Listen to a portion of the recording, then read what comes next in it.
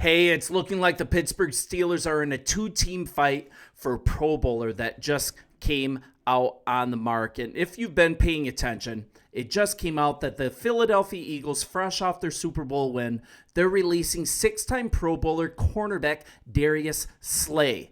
And he's going to be designated a post-June 1 release, and the Eagles are looking to save about $4.3 million against their cap.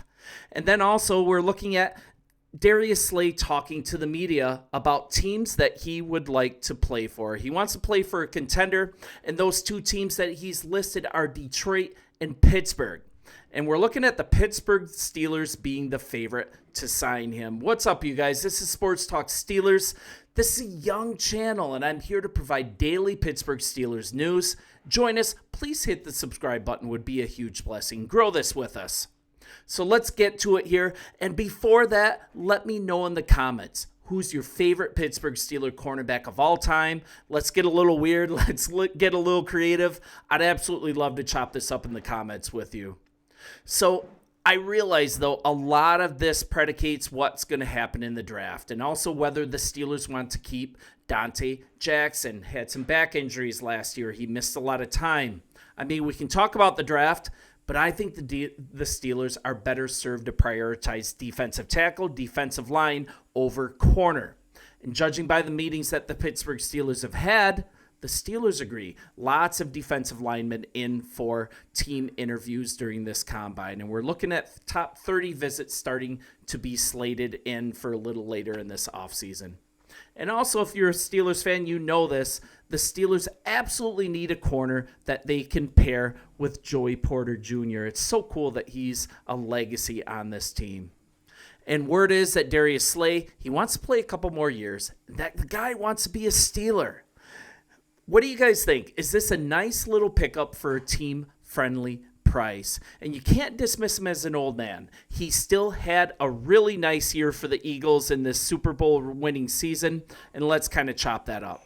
Slay started 14 games in 2024. He recorded 49 tackles, 39 solo, and this was leading the NFL's number one pass defense. He also led the Eagles with 13 passes defended, making the third straight season that this guy's recorded 13-plus pass breakups. The guy still has a ton left in the tank, and he recorded his first career playoff interception when he picked off a Jordan Love pass with about 15 minutes remaining in the second quarter of the Eagles' 22-10 win over the Green Bay Packers in the wildcard game. You guys, that was enjoyable to watch.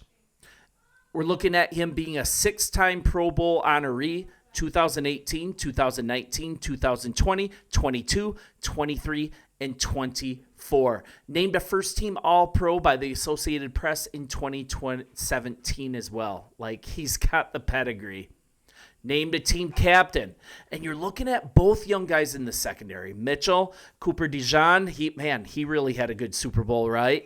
But these guys are citing him as a big example that they could follow and help to shape them into the excellent pros and they're ready to take over this secondary. And I also have a question. I think he's really a nice bridge player while younger talent is brought along on this team. And the Detroit Lions, they're likely the main team competing for his services. And the Philadelphia Eagles released him on Monday. And speculation immediately turned to Detroit as the next team for him. I mean, on the surface, it completely makes sense. The guy played his first 7 seasons in Detroit, signed a free agency deal with the Eagles, and came over there in 2020. But as a guest on the St. Brown podcast just a few weeks ago, he actually did call the Detroit Lions his second home. He added that the two places that he wanted to finish his career was either in Detroit or Philadelphia. I mean, it is possible that Philadelphia can try to re-sign him after his release.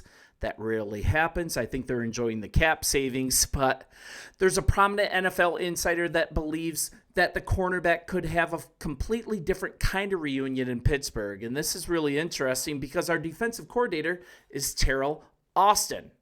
And if you remember, Austin was the defensive coordinator in Detroit for 3 of Slay's seasons with the Lions, and that's including 2017 when he was named to the first of his 6 Pro Bowls. Man, what a career this guy's had.